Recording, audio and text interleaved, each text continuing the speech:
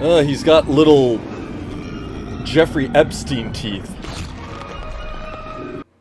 Welcome everyone, it's J Brad here, and today we are going to be watching the next film in the Star Wars franchise. We finished the original trilogy last time, and this time we are going to be tackling the more controversial prequel trilogy. That's right, starting in 1999, I want to say it was, when the newest Star Wars movie in decades had come out. I remember even back then being a very controversial film. A lot of people had a lot of issues with it, with its pacing, its acting, its characters, a lot of things. But I remember being a very young lad and having a VHS copy of it and enjoying the heck out of, well, certain portions of it, namely the parts with all the fighting and the racing and all of that cool stuff. Some parts wasn't too fond of even back then as a kid. But right now what we're going to do is we're not only going to watch it, but we're also going to watch a special version of it. You might have noticed that during the original trilogy videos that I had watched what was sort of a fan edit, if you will. It was meant to replicate the theatrical release in terms of content, while at the same time being more upscaled and digitally remastered and stuff. That was mostly for the fans rather than for commercial release, and this time is going to be no different. What we're going to be doing is we are going to be watching another fan edit that was made to incorporate deleted scenes along with having it be a little bit more restored. So hopefully I'm going to be getting a much better experience than what was offered to people the first time around.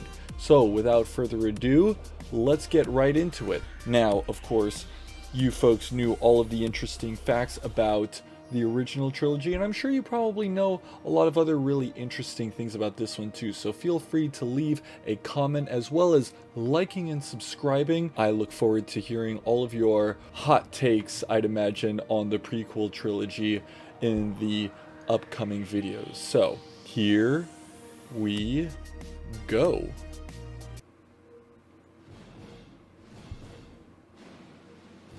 So now we have the updated logo. This version kept the original Lucasfilm logo. Not quite sure why, but you know, I guess it's their favorite. A long time ago in the galaxy, far away. Once again, we gotta do the whole intro bit. Once again, we're gonna have to mute it. I know that it's an iconic piece of music, but unfortunately, they won't let us have it. So let's get started with The Phantom Menace. This is episode 1. Turmoil has engulfed the Galactic Republic. The taxation of trade routes to outlying star systems is in dispute. Hoping to resolve the matter with a blockade of deadly battleships, the greedy Trade Federation has stopped all shipping to the small planet of Naboo. While the Congress of the Republic endlessly debates this alarming chain of events, the Supreme Chancellor has secretly dispatched 2 Jedi Knights, the guardians of peace and justice in the galaxy, to settle the conflict. I can't help but feel that that amount of text was a little bit shorter than the other movies. I'm not quite sure. Now, as opposed to a very large ship, we're going to get, or rather I should say, we got this shot. Now this scene, or this shot, or these shots I should say, were meant to really help establish not just the story but also the technological leaps that had come thus far. So we're seeing droids, we're seeing ships, we're seeing all of these things that couldn't possibly have been done back then. But of course we still have a person within a droid. I have a bad feeling about this. And of course there's the line. So we just had reference to young Obi-Wan as well as Yoda, along with his master, played by the incomparable Liam Neeson. Send a droid. The existence of a droid is one of much suffering and little respect. It's a shame, really. They work so hard. Well, good thing the droid doesn't have to worry about that. Now, obviously, due to technological constraints, they couldn't have droids like this in the previous films. But since I didn't catch it the last time, these films I haven't seen in a super long time, I'd be curious to know what made them decide that they didn't want droids and made the switch over to stormtroopers. See, this is good use of a lightsaber, to say the least. See, now thanks to the advancements in technology, we get to see a better representation of what their Jedi powers are capable of. These things were always cool. They reminded me of scorpions, but also a little bit like... The shape of them reminds me a little bit of the xenomorphs from Alien. I know that sounds a little weird, but they seem really insect-like, which I always found to be very interesting. Whereas the regular droids that we see remind me a little bit more of crash test dummies. It's a very iconic look of Queen Amidala. I remember when this movie was released, I remember seeing that costume of hers in a lot of promotional photography and artwork. Of course, despite the sharp increase in technology, they chose to keep the old school wipes. I gotta say, I really like those uniforms. Those are really cool. I will not condone a course of action that will lead us to war.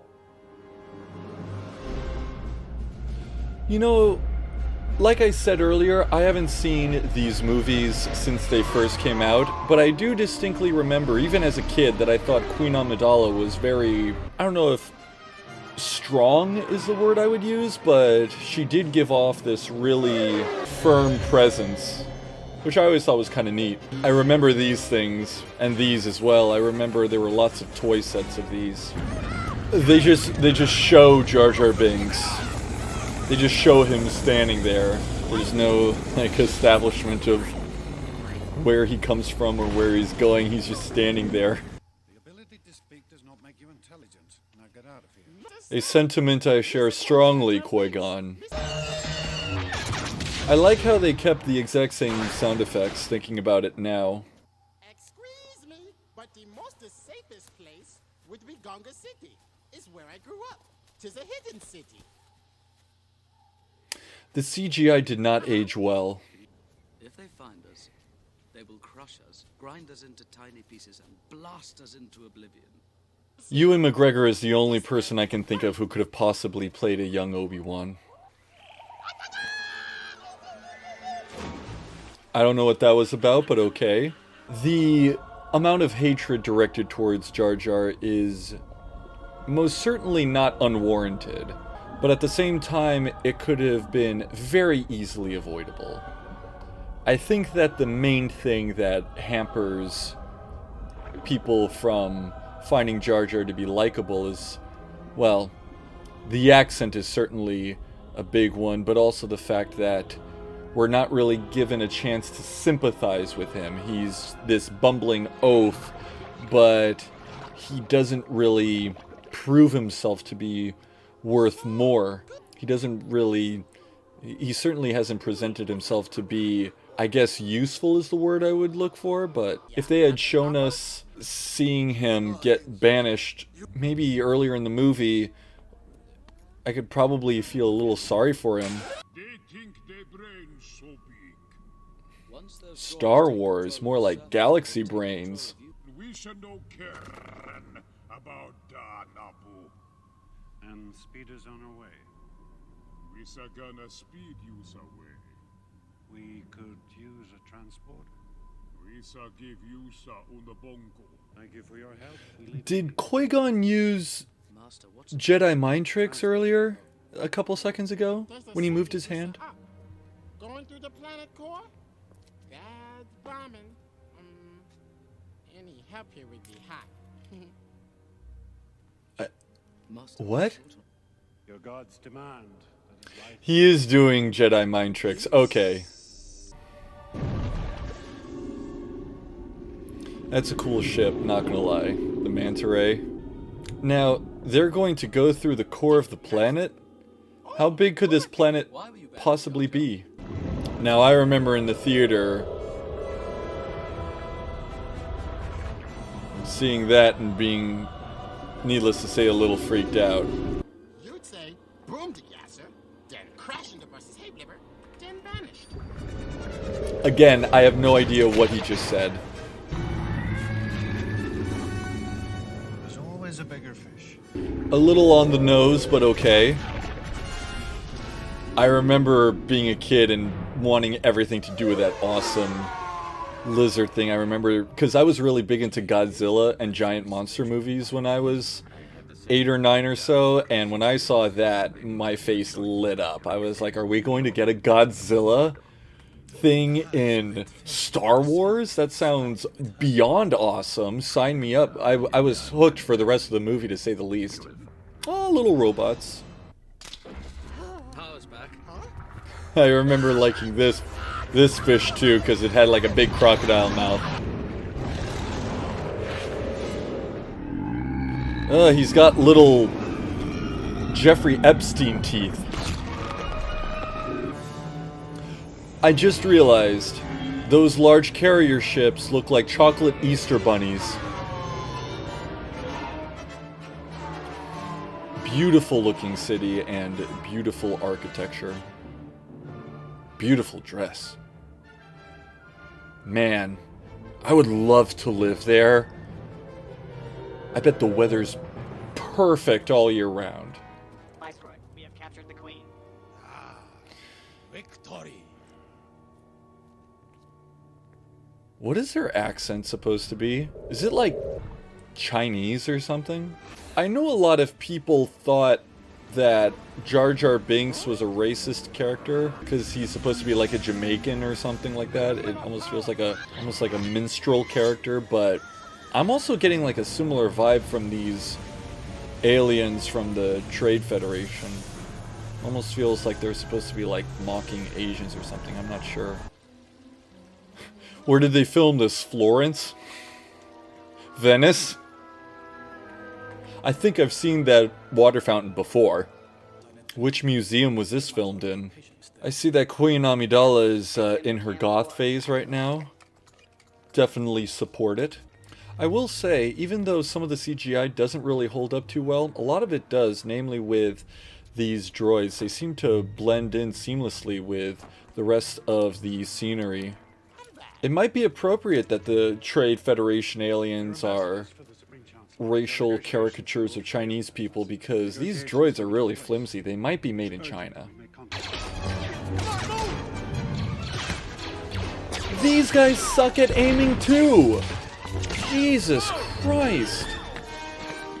Is there anywhere in this galaxy where people are a good shot? Do laser guns just prevent you from aiming properly? Is it the lack of kickback? Is it the weight of the gun? I don't know. What's going on here? Now this is really interesting. Oh no! This is actually pretty cool, seeing the droids using their little treads, whatever they use to actually fix ships while they're in space. I like that.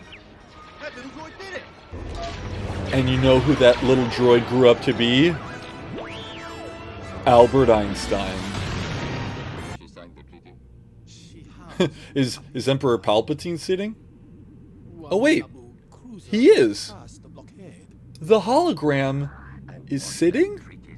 Huh. I've never seen that done before. Let me tell you something. When this movie came out, that face was everywhere. You know, they made Jar Jar Binks to appeal to kids, but when this movie came out, every kid on the playground wanted to be Darth Maul. Every kid. How'd you end up here with us? Mine on now. Me say day starting pretty okie day with the brisky morning munchin', then boom! Getting very scared and grabbing that Jedi and pow! Me say here. You know, if they had just given him a normal accent, or at least something that's a little bit more, or should I say less abrasive, I feel like Jar Jar could have been a much more tolerable character. That thing looks cyberpunk as fuck.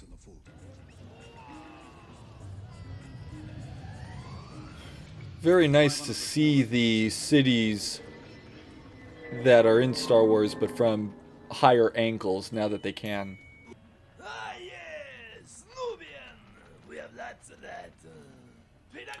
His face, I know, again, I've seen this movie, but I feel like I've seen that face somewhere else before. Like I've seen something with that face, but not on the alien. You know, that probably was a lot funnier in the storyboards. Are you an angel? What? Aww. I hear that the kid who played young Anakin got really fucked over. Someday I'm gonna fly away from Like he was treated really poorly. You're a slave? I'm a person and my name is Anakin. Well, I understand this is a strange place to me. Really sad. Anakin had a hard life. I'm guessing Gungans aren't built like humans are. I like Qui-Gon's poncho. And no one else has a T-14 hyperdrive, I promise you that. I don't know what it is about this alien that just repulses me. Like, I just look at this guy and I just immediately feel this, like, bleh. Like, I just immediately, bleh. Ugh. You know what it is? It's like, not just the trunk, but it's also like his scraggle, like jowls. Like, I know I got some scruff right here, but something about his is just, ugh. I don't know what it is about that alien that just grosses me out. Everything about him. I bet he smells horrible. Robbed and crunched. That sounds like a very awful combination. Oh, there's a Greedo's species. Isn't he great? He's not finished yet. I know what that thing is hanging from up there. Those are those little scoopy things you used to throw the ball. We had those at summer camp. God damn it, George Lucas. He's perfect. I'll show you my race. Finally, someone respecting C-3PO. I bet that must have felt pretty good. It's a trick. Send no reply. Yeah, just ghost him. Just respond back with a little K. Ah yes, the big city planet. This must have been a pain in the ass to animate. Tatooine is sparsely populated. If the trace was correct, I will find them quickly, Master. I don't remember Darth Maul talking. You're a Jedi Knight. What do they got there? Rice? Scrambled eggs? What is that? I saw your laser sword. Only Jedis carry that kind of weapon. Laser sword. No one can kill a Jedi. I wish that was so. Oh man, I didn't catch this. I'm digging his boots. Not gonna lie, those are some pretty badass boots. Man, could you imagine if Qui-Gon and his mom had fallen in love and Anakin was raised by Qui-Gon and Uncle Obi-Wan? I've been working on that thing for years. It's never gonna run. That girl has braces. Let's go and play ball. She has braces.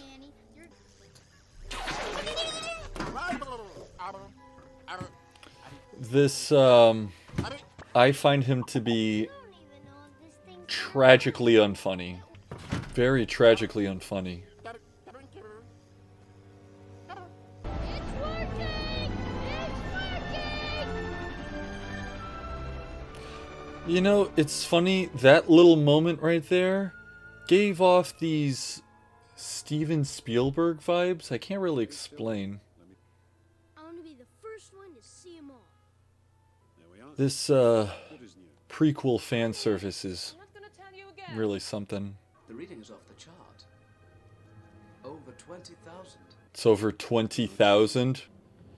Now, I know that a lot of people really don't like the fact that there's this whole midichlorian thing introduced that basically takes away the mystique of the Force, which is definitely a shame.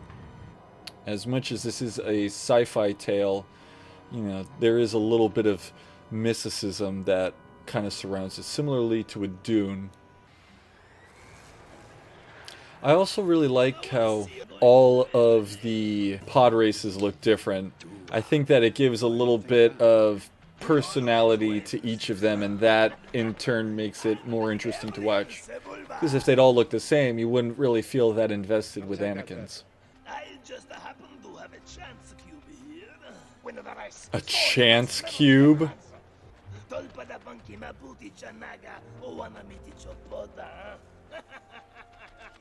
God, I really hate this alien. Like, in my gut. I can assure you they will never get me onto one of those dreadful starships. Heh. That's, again, a little on the nose, but I'll take it. I see Ben Quadraneros from the Twin System.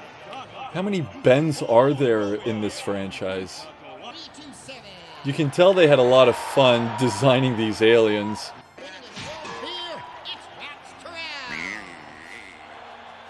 His whole family's here today to cheer him on. We understand Mrs. Terrell Uh-oh. just got out of the hospital, so we wish her and her family the best of luck today. Oh no, I remember that alien. With his record-setting pit droid team.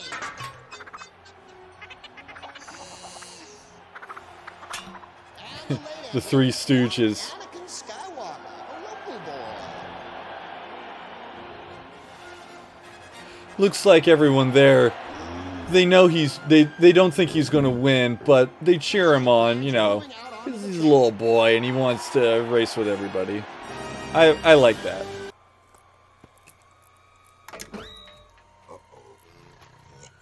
And nobody saw this?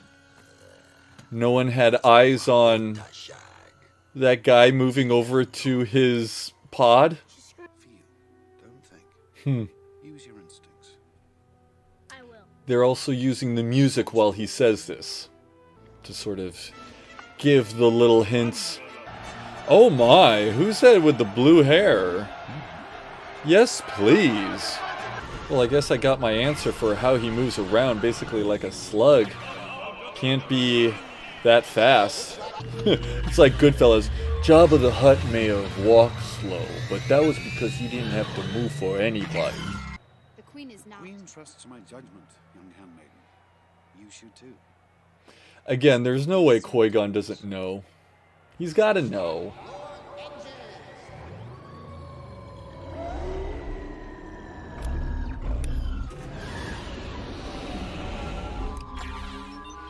I love watching all of these boot up animations that they have for things like starting a spaceship. You know, the all systems are go, activating power mode, or whatever. This isn't anything like Crash Team Racing, that's for sure. I remember vaguely that they had a pod racing game way back in the day on the Nintendo 64.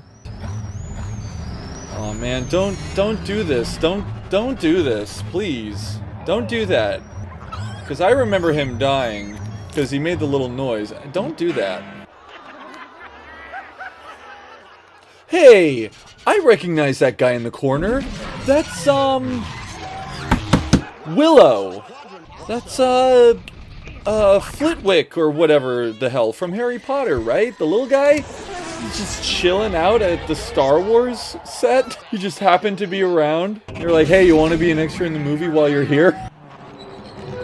Ooh, hello. Who is that? I'd like to read her Wikipedia entry. Or Wikipedia entry. That's a cool noise.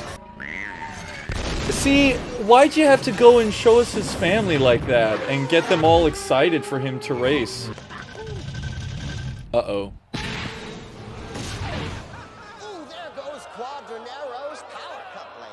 Oh, I get it. Quadranero, because he had... Very clever. Poor... chicken thing. Oh, what? We're Speed Racer now? Out of the way, nerd. Wait, he's got grenades? Or something? I don't remember that noise! What a sound that was.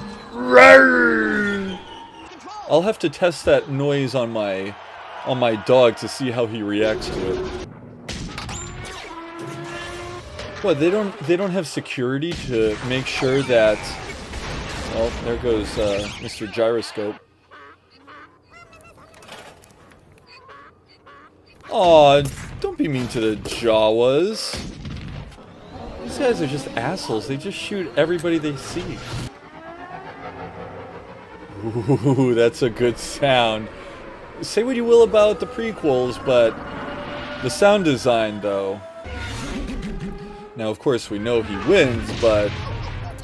Aw, I love the Jawas. You should have a movie or a TV show where it's just Jawas.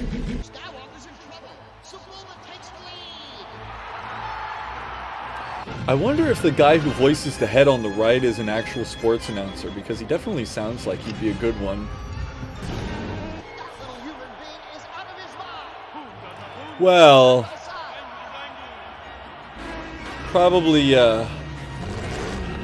not the best use of foreshadowing, but... Ooh! Damn. Damn. I like that little bump.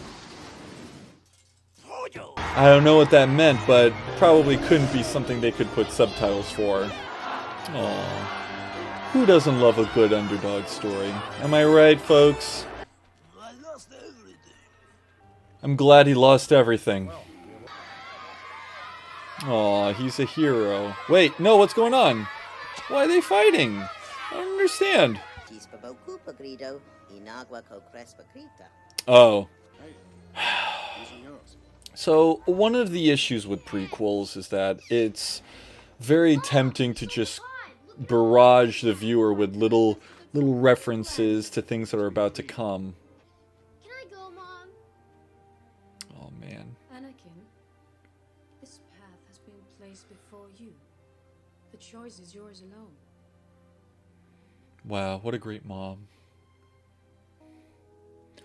I mean, really, if you took her, who's gonna stop you? Why not just take her? You're Jedi, come on. Like, what, you're worried about the Hutts? I mean, come on, dude, just...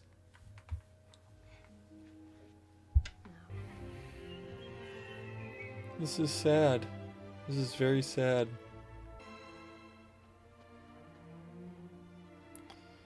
Oh, man. I will come back and free you, Mom. I promise. This is really upsetting.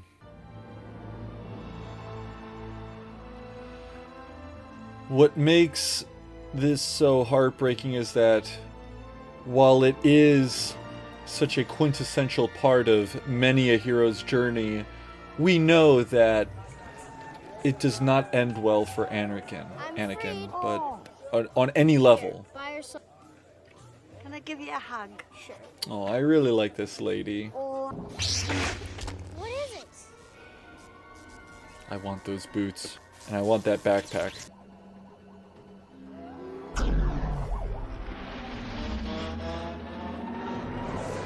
That looks pretty comfortable, not gonna lie. Anakin, drop! Okay. I always love those little leaps they do over each other. Oh! Well, that was certainly more than a little leap. Meet Obi-Wan Kenobi. Hi. Oh. You're a Jedi too? Pleased to meet you.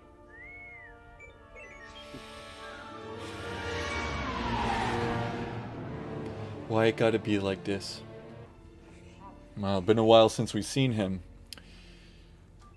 Can't really say I missed him. That one's Keira Knightley. She's taller. Right? Yes. Come from a warm planet, Annie. A little too warm for my... Oh wait, no. That's Natalie Portman. I carved it out of a porcelain. A what? May I present Supreme Chancellor Valora? Welcome, Your Honor. Whoa, I didn't know. I totally forgot that Terrence Stamp was in this. Well, I didn't know who he was at the time, but... Wow. I didn't know Terrence Stamp was in this movie. The queens are being grossly nice, Mr. Tinks. Pity hot. What? I like the architecture. It's futuristic, but it's not garish. Ooh. We got this Japanese, Korean vibe now. We must do something quickly to stop the Federation. To be realistic, Your Majesty, I think we're going to have to accept Federation control for the time being. That is something I cannot do. Wow, how very Machiavellian of Palpatine. Concentration of midi-chlorians I have seen in a life form. It is possible he was conceived by the midi-chlorians. You refer to the prophecy of the one who will bring balance to the Force. You believe it's this boy? Jesus? A vote of no confidence in Chancellor Valorum's leadership. Ooh. Where is he from? Alderaan seconds the motion for a vote of no confidence in Chancellor Valorum. Alderaan? Wait a minute. Is that where Leia's from? They will elect a new Chancellor. A strong Chancellor.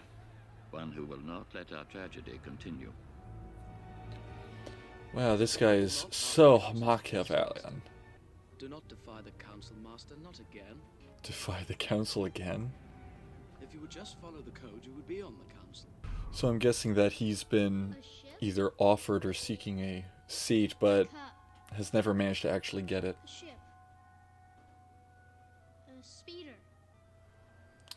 This is like those men who stare at goats types of things, where they would have the pictures of the cards and people would have to try and guess what they were. Fear is the path to the dark side. Fear leads to anger. Anger leads to hate. Hate leads to suffering. Okay, now I do remember that he was a puppet when I saw it in theaters, because I remember the face he made. He had a different expression. The puppet was actually more expressive than this animation is. Amazing how they're all in nice organized lines. Senator, this is your arena. I feel I must return to mine. Now, I know people complained about all of this talking and delegation, but to be honest, I find court intrigue to be kind of fascinating. The politics behind politics. I'm not going to do the joke anymore. Sorry. It got tiresome very quickly for me. Master, sir, I heard Yoda talking about midi-chlorians. I've been wondering, what are midi-chlorians? Oh, here it comes. Midi-chlorians are a microscopic life form that resides within all living cells. They live inside me. Inside your cells, yes. They're the powerhouse of the cell. As soon as we land, the Federation will arrest you and force you to sign the treaty. I agree. I'm not sure what you wish to accomplish by this. I will take back what's ours. I like her attitude. We have no army. And I can only protect you. I can't fight a war for you. Jar Jar Binks. Isa, Your Highness? Yes. I need your help. Would have been great if she said, yes, Yusa.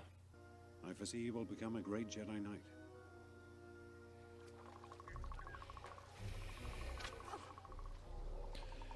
Why they gotta do this to us? I don't understand the jowl shaking. Is that how they clap? We have a plan. Good man. Starting up the shield. I guess he's the Gungan equivalent to Sam Elliott with his mustache. Here come the chocolate bunnies with no ears. No! And he wasn't even wearing a red shirt. Oh wait, that's Star Trek.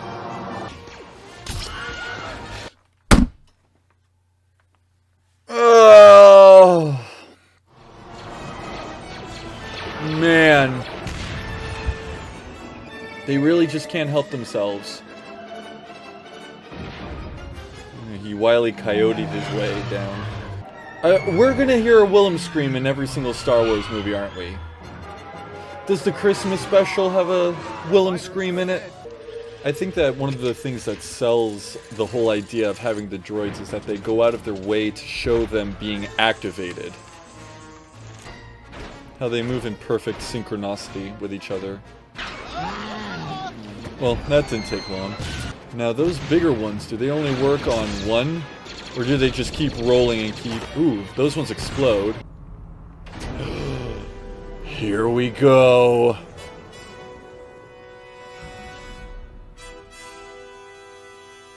We'll handle this. We'll take the long way. As far as I'm concerned, this scene saves the movie for me. Any problems I had with the movie is made up for by this part. Here we go. Here it is. Oh my god. I remember when this happened in the theater, everyone went nuts. The dual-sided lightsaber. When that was revealed, all of a sudden on the playground, when kids would play, you know, sword fights or Star Wars or whatever, all of a sudden you saw a surge in kids who wanted to learn how to use a longer stick. And this song is so good. It's so good. I'd say this is probably in the top 5 most iconic musical tracks in the franchise. God, I wish Darth Maul was in this movie more.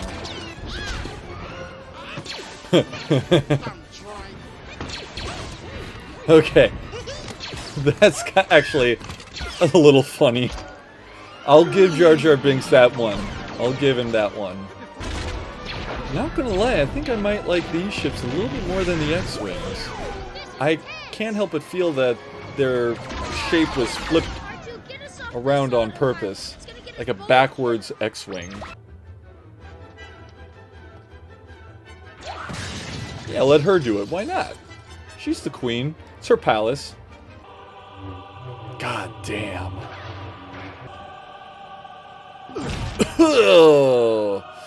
Oh, bye-bye, shoulder.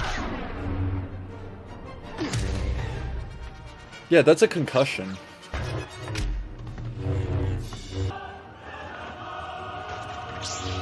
He just does like a Power Ranger into the Megazord jump. Now, what do these do? Do they make sure that no draft gets in?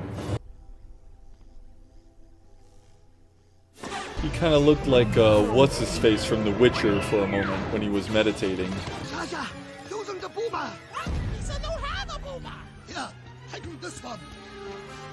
Thanks, Sam Elliott. He's like Buster Keaton.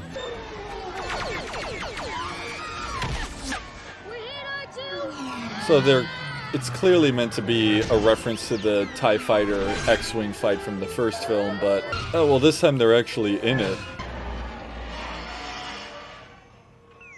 Hey, guys.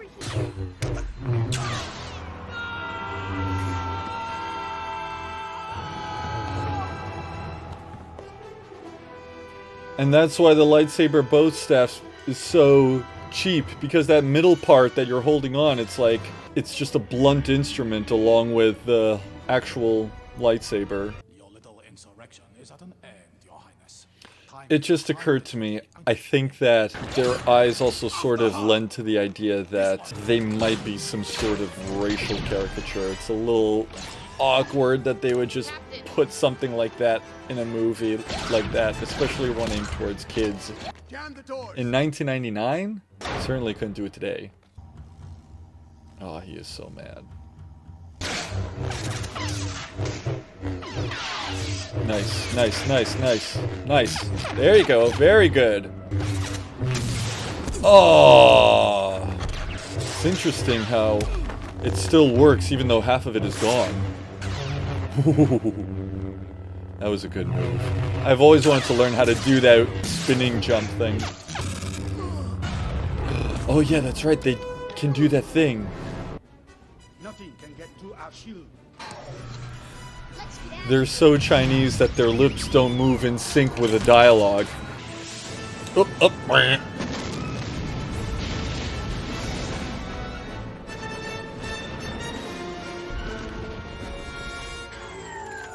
Ooh. Well, if they fall apart that easily.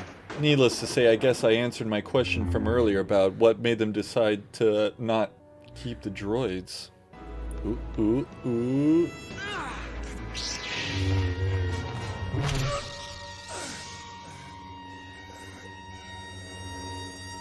Damn. Blink.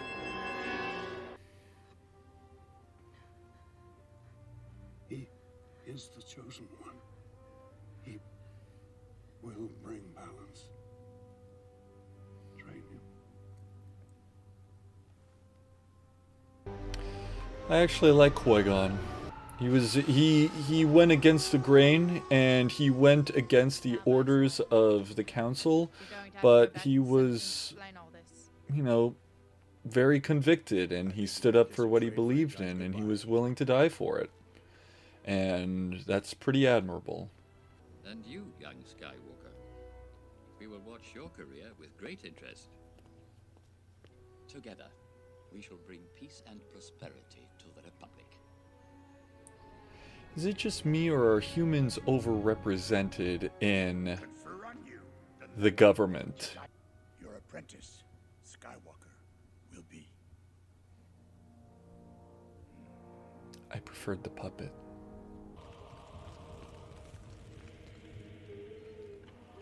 They give them sort of a Viking funeral, it seems. But which was destroyed? The master or the apprentice?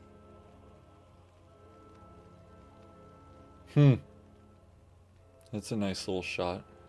I love a good parade. And it's nice to see the Gungans, you know, showing up and being celebrated for their hard work.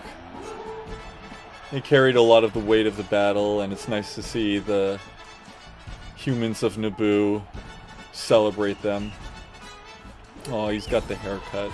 I don't know how they gave him the little rat tail, where they pulled that from, but it's cute. Oh my. I like this. I'm not gonna lie, I like this. I really like the song. Hey kid. I'm not gonna say the rest. Oh, it's a nice little shot. It's gonna be the nicest it's gonna be, unfortunately. Well, that was The Phantom Menace. So, let's get one thing straight. Obviously, there are major issues with the movie compared to the previous films. Namely the fact that it focuses so much on sitting and talking rather than flying and fighting. Although I will say, the action scenes that were in this movie, I think were actually probably, and this might be a little controversial, but I actually think some of the scenes, namely the pod race, the battle with the Gungans against the droids, I think those scenes are actually a little underrated, not gonna lie. I thought that it was pretty cool to see this sport in the Star Wars universe. I don't remember off the top of my head if they had something like it in the previous 3 movies. I don't remember seeing anything for what they do during leisure time. Obviously, the Resistance doesn't really have much time for leisure, but all the same, it was nice to see them hanging out on a planet that is clearly doing other things that don't involve a big, giant wartime scenario. And I actually think that's very important for world building. I think that the world building on Tatooine in this movie actually was much better than it was in A New Hope. The cantina scene is considered iconic, and the fight against Boba Fett and Jabba were also very, very fun. I think that having just village people going around their day and living their lives and doing their business is very, very fascinating. I guess one could say that I'm really into people watching, but I don't know. That's just the type of stuff that I really tend to go for in these big, high concept films. Now, as you could probably tell, the highlight of the film for me was the fight against Darth Maul by Qui-Gon and Obi-Wan. I just thought that was so incredibly well choreographed, and every time they weren't showing it, I wanted them to immediately cut to it. I could watch just like a full half hour of just that fight.